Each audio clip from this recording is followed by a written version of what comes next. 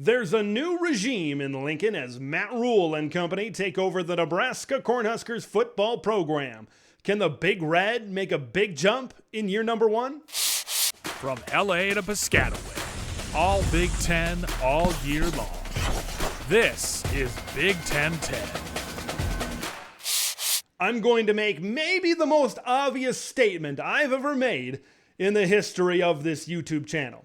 The Nebraska football program is down. The Nebraska football program needs to get better. They need to start meeting the expectations of what their fans and alumni and everybody expects them to be. That's obvious. No controversy is being created by saying that. So now that you know that, you lose a guy like Scott Frost that really couldn't develop talent. He couldn't hold on to talent, and now you've got a guy in Matt Rhule that can build a program, that can develop players, and he can establish a culture where guys are going to remain on campus for their 3 or 4 years that they are at the University of Nebraska. I really thought when Matt Rhule was hired that this was such a good fit. And fit is such a buzzword that gets thrown around sometimes with these coaching hires.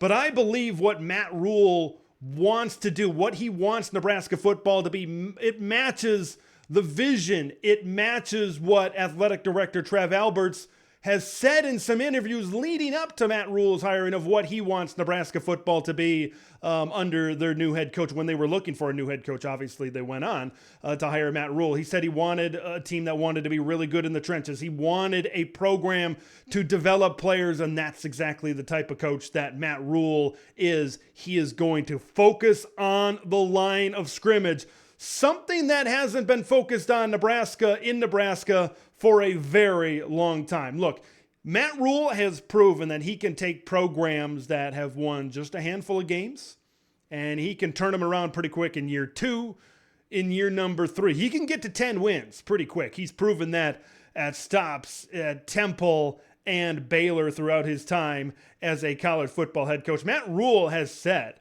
that this Nebraska team is in a spot right now in year 1 that his teams at Temple and Baylor were like in year number 2. So talent's not lacking. And I don't think talent was really ever the issue at the University of Nebraska. Now, you put what Matt Rhule has been able to do with his developmental programs in the past, and now you factor in these recruiting classes for Scott Frost. Now, I know a lot of guys have entered the portal from these recruiting classes, but you're looking at top 30 national classes, top 5 in the Big Ten. You mix Matt Rhule with the talent that Nebraska can bring in. I think that's a match made in heaven for Husker fans right now. I mean, you kind of look back at the struggles that they've had. Nebraska last made a bowl game when Penn State last won a Big Ten championship back in 2016. Nebraska's won either 3 or 4 games in the regular season. So 3-9 or 4-8. You got the COVID year in there as well, where they played less games. In 5 of the last 6 seasons, Scott Frost was able to throw in a 5-win season kind of somewhere in there as well. So Nebraska feels like they have the right coach. They've got the right coaching staff. They've been able to pull in talent, so it should all come together this year, right? Well, let's break it down just a little bit more. Let's start on the offensive side of the ball. Man, this offense is going to look a lot different than it did last year or in years past in general. They were whipping it around with Mark Whipple as the offensive coordinator. Sometimes this was an offense. Maybe they couldn't get the run game going. Short passing game wasn't there. Pass protection wasn't there, whatever.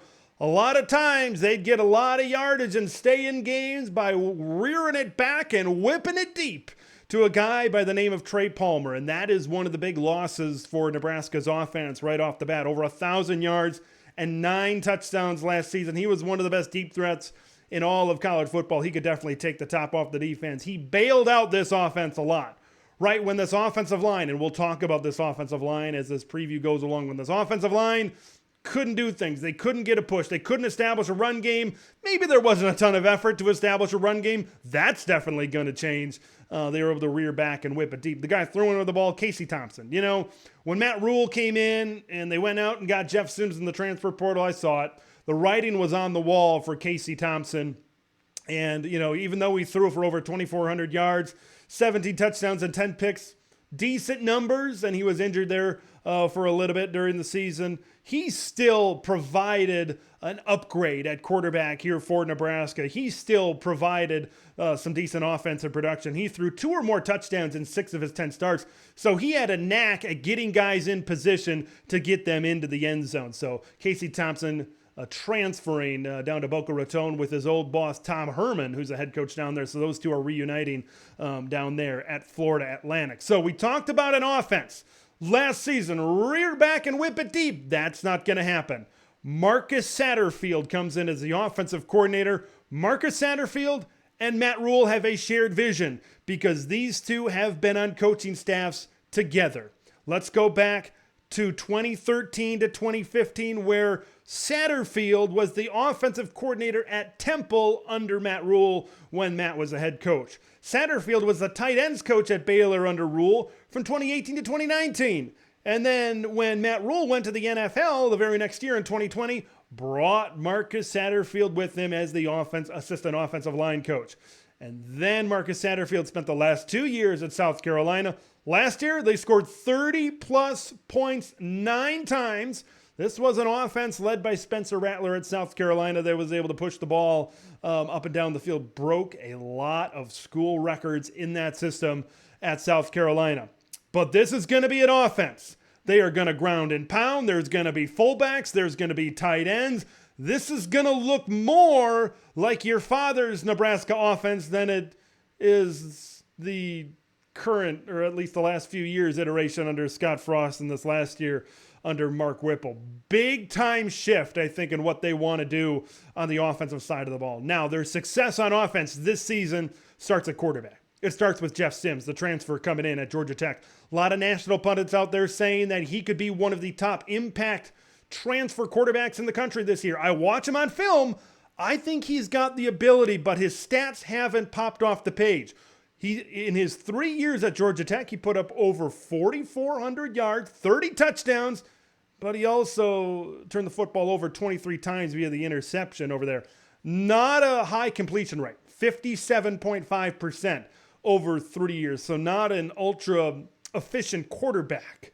Battled injuries in 2021 and 2022, so really you got to go back to 2020 as really the only year where he was able to really put a full body of work together down there in Atlanta. Now, he battled injuries. With that iffy Nebraska offensive line, how is that going to go? That's going to be very important. We'll touch on the offensive line here in just a minute. But keeping Jeff Sims upright and being able to allow him to extend the play, offensive line play will be big for this offense this season. I think that's one area where Nebraska has really lacked the last couple of years. Hopefully they can get it together in order for Jeff Sims to have a good season. But he's a former 4-star. He's shown sparks. Can he put it all together in this Nebraska offense? That's going to be a little bit more physical, and they're going to rely on the run game, I think, a little bit more than Nebraska offenses have in the past. Let's talk about this run game. I think this is a little bit of an underrated backfield tandem of the Big Ten. There are so many great. We've got the best backfields in all of college football. Anthony Grant, Gabe Ervin Jr., I think, are a solid tandem in the backfield. You look at Anthony Grant last season, 915 yards, 6 touchdowns. He led Nebraska in rushing last season. Honorable mention, all Big Ten type of guy. I think he's an underrated running back. When you look at a lot of great running backs in this conference, Anthony Grant maybe doesn't show up in a ton of those conversations. Now, it's because of the talent at the top of the Big Ten, but I think he could surprise some people because he was running behind an offensive line. It made it difficult to kind of hit the hole a little bit, maybe get to that next level. Hopefully this offensive line can improve to see Anthony Grant make even more of a development in the run game. How about Gabe Ervin Jr.? He started 2 of Nebraska's first 4 games a couple of years back in 2021. Season-ending injury against Oklahoma, 37 carries, 133 yards, a couple of scores during that shortened 2021 season. He played 8 games this past year in 2022, but once again, injuries, depth chart issues kind of held him back a little bit. But man, has this dude put on some muscle in the offseason. I love the way this guy runs. He's got a burst of speed. He's got power. Gabe Ervin Jr. has the potential to maybe be the starting running back. I think it's going to be a 1A and a 1B situation with Gabe Ervin Jr. and Anthony Grant back there in that backfield. I think you got to throw in Ramir Johnson as well. He's put together some good seasons. You go back to 2021, he was involved in this offense as well. Last year, for whatever reason, Mark Whipple and this offensive coaching staff didn't really want to get him involved all that much. But I could really see him getting involved as maybe a hybrid type of guy. Run game, pass game, reverses, jet sweeps, that kind of thing. Get Ramir Johnson on the field. Get him on the field, and I think good things are going to happen for the Nebraska Cornhuskers. All right, let's talk about that offensive line. We brought it up before. Now let's really dive into it. They've struggled the last few seasons. They've struggled.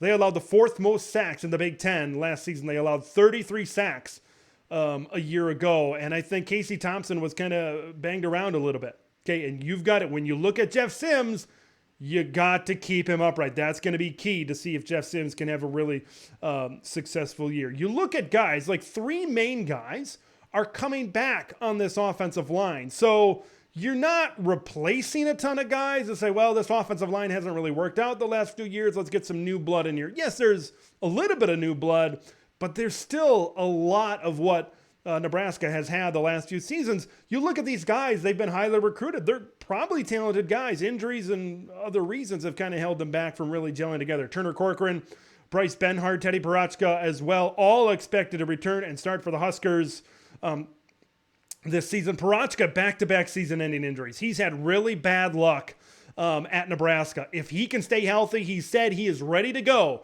for 2023. If Teddy Parachka can play this season, that's going to benefit this Nebraska offensive line big time.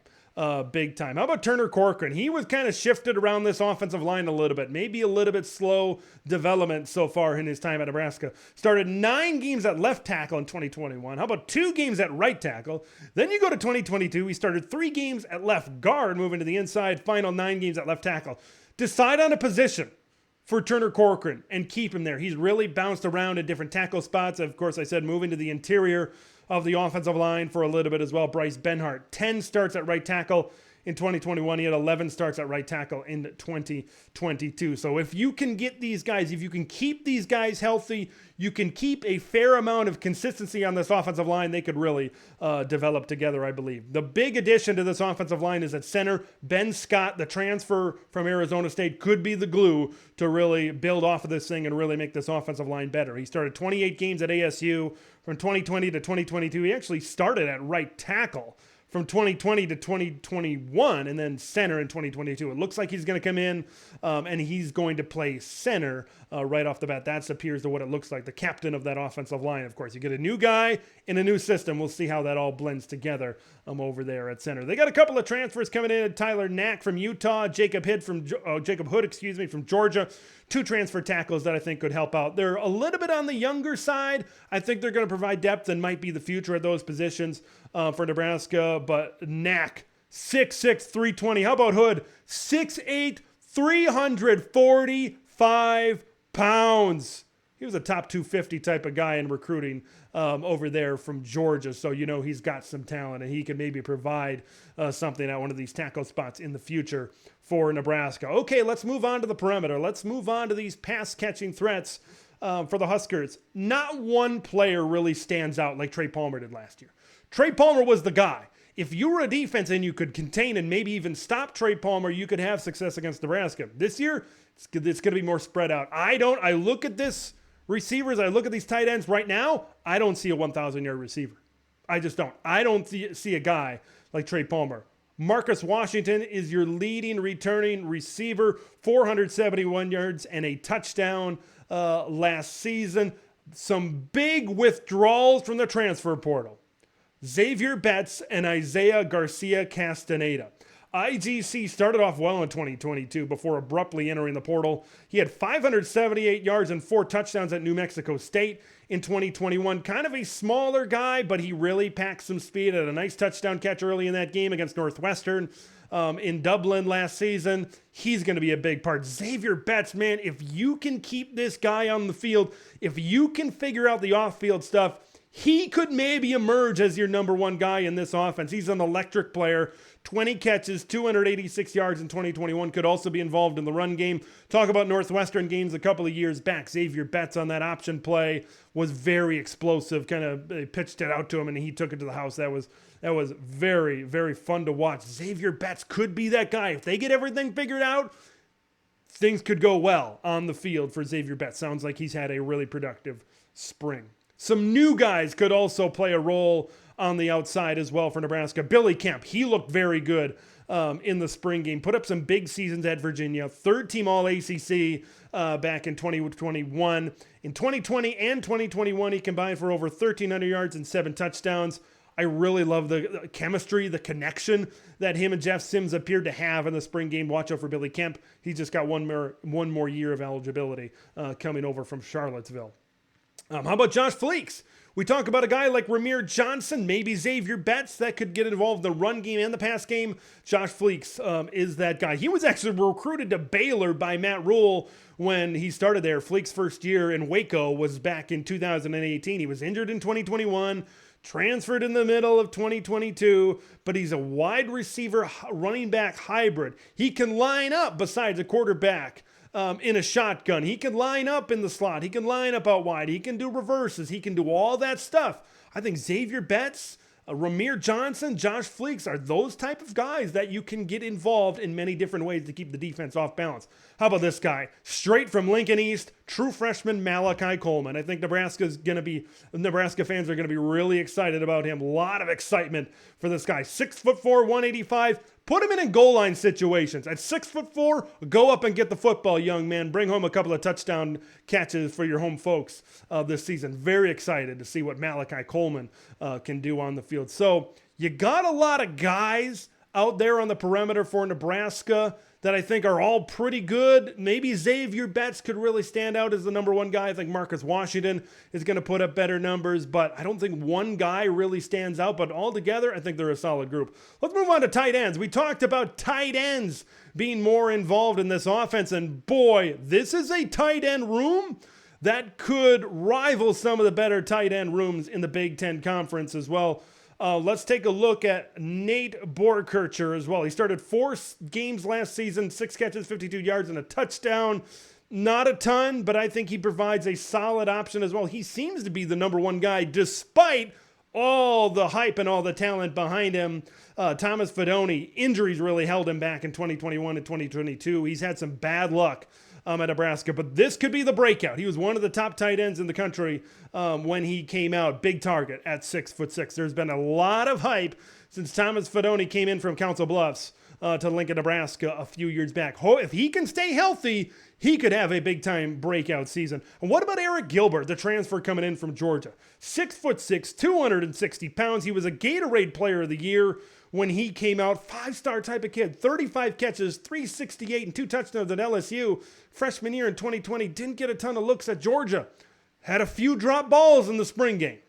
Okay? It's going to be very interesting to see where Eric Gilbert shakes out. One of these guys is going to be the number 3 tight end in this offense.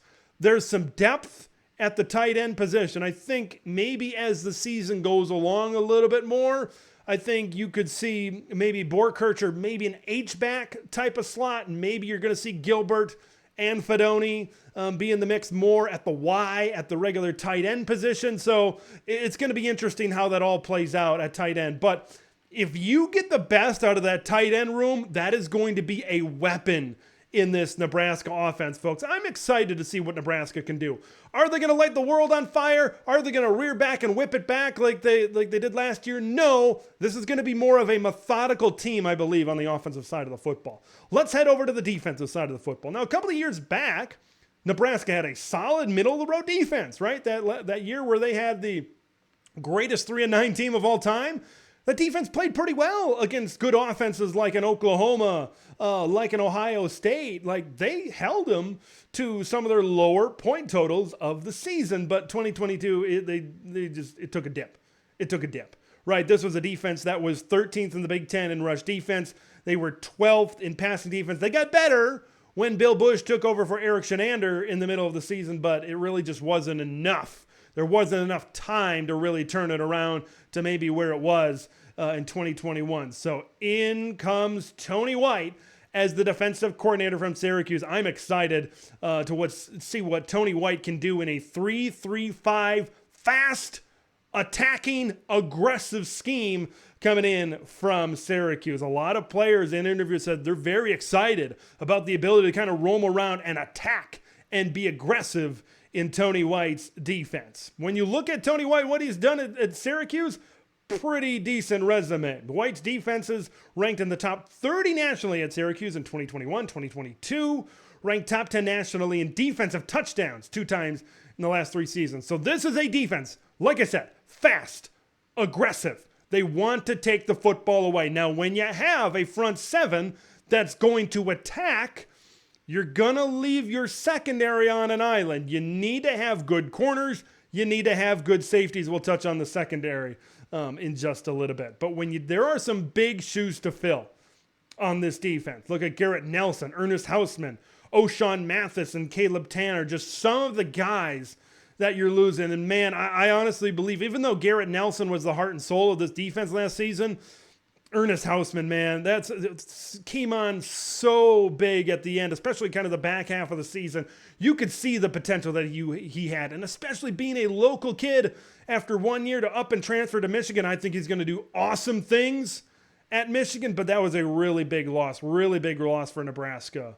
You put him in that linebacking core this year, and man, that might be a pretty good tandem back there, but of course, he's not going to be. And I mentioned Garrett Nelson being the heart and soul of the defense, a lot like JoJo Doman the year before him. Now, he led the team in tackles for loss with 9, sacks 5.5. So you got to find a way to replace that pressure. Tony White and this fast attacking scheme. Will they scheme their way to more pressure because you're losing Garrett Nelson? O'Shawn Mathis had 3.5 sacks. Caleb Tanner had 2.5 sacks. You lose your top 3 sack guys. Who's going to step up in those pass rushing situations? Let's start first with the linebacker group when we talk about this defense. Luke Reimer and Nick Henrich, this is a solid tandem. I like what the Huskers have at linebacker. These 2 guys in a 3 linebacker group over there. Let's start first with Luke Reimer. Led the team in tackles last year with 86. Honorable mention All Big Ten in 2022 and then a couple of years back in 2021. Led the Huskers in tackles. In 2021, he had 108 tackles and 6 TFLs. How about Henrich? He started all 12 games in 2021. He had 99 tackles a few years back. 3.5 TFLs. He was 6th in the Big Ten in tackles. He battled some injuries in 2022. If both of these guys can stay healthy, this could be a really good linebacking group this year, especially being able to maybe free flow a little bit, maybe get in the backfield a little bit more in this Tony White defense. Transfers MJ Sherman and Chief Borders could also provide some depth and maybe bolster the linebacking group as well. MJ Sherman, he's one of those 5-star guys. There's a lot of SEC transfers coming into Nebraska, highly recruited, but for one reason or another, it didn't work at those respective schools down south.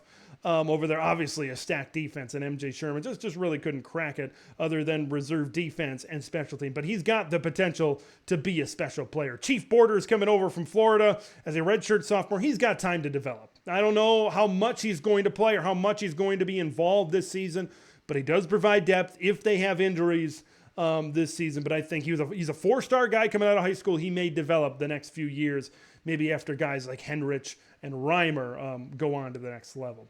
Now, we talk about the pass rush. A couple of true freshmen could possibly be those guys on the ends of that 3-man front that could maybe do some things. Prince Will Umanmielen, 6'4", 230 pounds, 4-star, top 250 type of guy. Looked really good in the spring game. You look at a sack, you look at a tackle for loss, there should be a lot of excitement around this kid for this season. True freshman, good size, athleticism coming off the edge at 6'4", 230. Cameron Lenhart as well, 4-star, 6'3", 250. So you look at a couple of guys coming off the edge, bigger in stature, 6'3", 6'4", And, they're kind of in the middle of the 200, the 230 to 250, 260 pound range. They've still got a lot of the athleticism to move around a little bit. These are going to be two guys to really watch out for freshmen to really break out in the Big Ten and across the country. Big recruiting wins on defense for Matt Rhule to be able to keep these guys in Lincoln, Nebraska. Ty Robinson in the middle of that defensive line has been a big staple on this team. He's got that spot on lockdown. He's had 4 TFLs and 2 sacks in each of the last 2 seasons. So he put up those same numbers in 2021 and 2022. He's got some ability to get in the backfield from that defensive tackle slot and bring the quarterback down, something that you don't see a lot of every day. So I feel pretty good. Pretty good. Obviously, true freshman coming in. There's a little bit of a learning curve there, but I feel okay on the defensive line. Elijah Judy, another one to watch out for. Another SEC transfer. Texas A&M. Right, you're looking at 6'3", 300 pounds. Got a little bit more weight on him than those true freshmen do. But I could see him at tackle. I could see him at end coming off of this line as well. So I could see him rotating and providing some depth on this defensive line as well. Secondary. In a fast attacking defense, secondary is going to be on an island a good amount. I want to start with Isaac Gifford. He's expected to step into that rover spot. Defensive back, linebacker, hybrid type of position. I think he fits it well. 70 tackles last season, 5 tackles for loss. Okay, so he's able to step up in the run game. He's able to step up and make some tackles. So Isaac Gifford fits into that role pretty well. He can step back and play coverage, and he can step up into the box and play run and make some sure tackles. How about Malcolm Hartzog at corner? 8 starts last season as a true freshman. Teams, they picked on him a little bit, especially earlier in the season, but he responded well. He led the Huskers with 3 interceptions, 22 tackles, 2 pass breakups in the secondary as well. Expect him to maybe make a decent-sized jump from his freshman to sophomore year. You take a look at the other side of the coin. Quinton Newsome is more of an experienced senior at the other corner. Honorable mention all Big Ten last season. He started every game in 2022. He's actually got 24 consecutive starts. So you know what you're going to get out of Quinton Newsome at that other corner. 44 tackles, 4 tackles for loss, career high there. Led the team in pass breakups with 10. So Quinton Newsome is probably going to be the guy that's going to be matching up against some of the top wide receivers across the Big Ten Conference. Safeties. I think you're going to have a rotation here. You look at Miles Farmer, Marcus Buford, Omar Brown, Corey Collier, a transfer coming in from Florida. They could all see time. Miles Farmer was second on the team in tackles actually last season with 73. That's usually not a great sign when your safety, right? The safety valve, the kind of the last line of defense is making 73 tackles. But hey, yeah, he can make some tackles. That's great. Started 11 games last season at safety after starting the final 4 in 2021. So he's seen some time.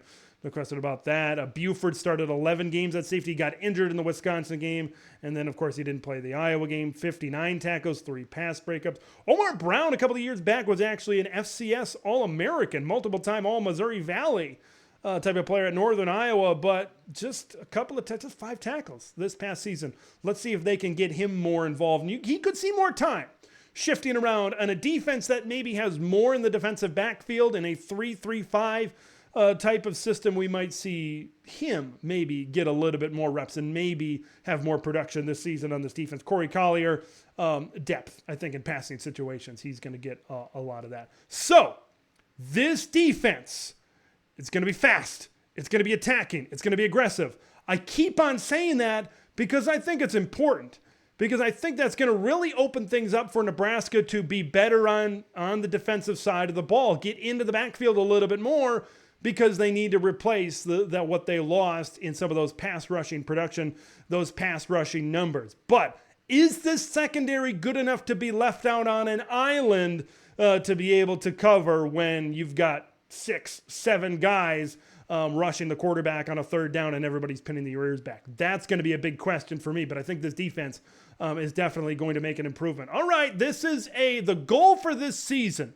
I think it's got to be to get to bowl eligibility. It's got to be to get to 6 wins on the season. Can the Nebraska Cornhuskers do that? Man, those first 2 games at Minnesota and at Colorado, you got to win one of them. You can't start 0-2. You can't. I think they're going to split them, honestly, the Minnesota game and the Colorado game.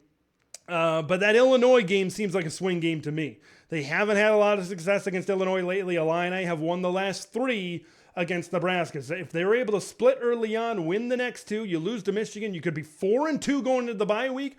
Northwestern and Purdue are winnable games. You get to 6-2 going in. You're 6-2 going in to the last month of November. At that point, maybe there's Big Ten West implications maybe on the line at that point in time. A little bit more motivation, a little bit more juice in these weekly practices.